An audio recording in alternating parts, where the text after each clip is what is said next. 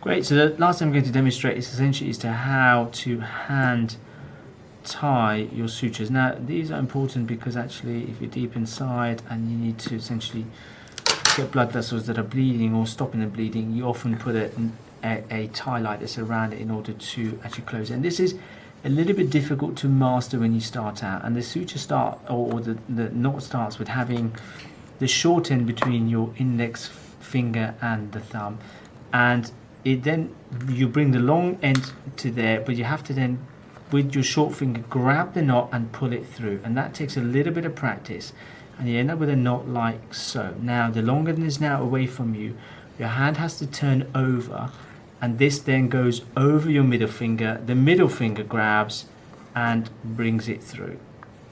Here again is between your going back, the short end always sticks on your index finger, you go underneath it, grab, bring and pull that through. And that is how to hand tie a stitch. Okay, so we're going to just demonstrate the hand knotting technique again from a different angle. Again, as I said, this generally tends to be used internally when there's a blood vessel or something's bleeding, but it's important to actually appreciate and be able to do this. Now, don't worry if this takes you a little time to master. It takes a little while to get this right, but it's important to understand the concepts, and I'll run through it again. So, you grab the short end between your index, the thumb and the middle grab the rest of the suture, and you bring your long end up, and you must then finger must go through and grab the short end, and you then pull that through. Now the reverse, the actual short end is still between your thumb and index finger, but this time it's the middle finger that does the work. So the middle finger, the suture goes over, the middle finger grabs that, pulls that through. The last throw again is going back the way we came, so it goes underneath, we grab that, and that's 3 throws, and that locks the suture, and that is the end.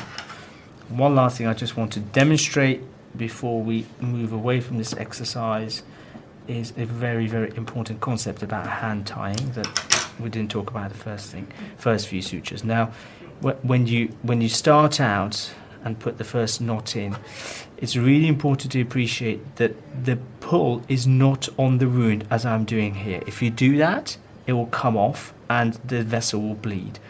The pull is on the 2 ends of the suture. That's what I'm pulling against. Not against the wound, but against the suture. That's how you hand knot, and the reason why we like using it is because there's a feel about the closure. I feel that actually I'm on the vessel and it's closing. It's not pulling because I know I'm pulling against myself, and this tie is not going to come off the actual vessel. Again, when I want the tension here, you can see, look, it's loose, but I'm pulling against myself, not against the wound. I'm not pulling up, I'm pulling against myself, and that locks it. You can see the tension there, and the last one to lock it is as such, and that is it. And if you do it that way, it won't come off the vessel, and you won't get a vessel that's bleeding at the end of it.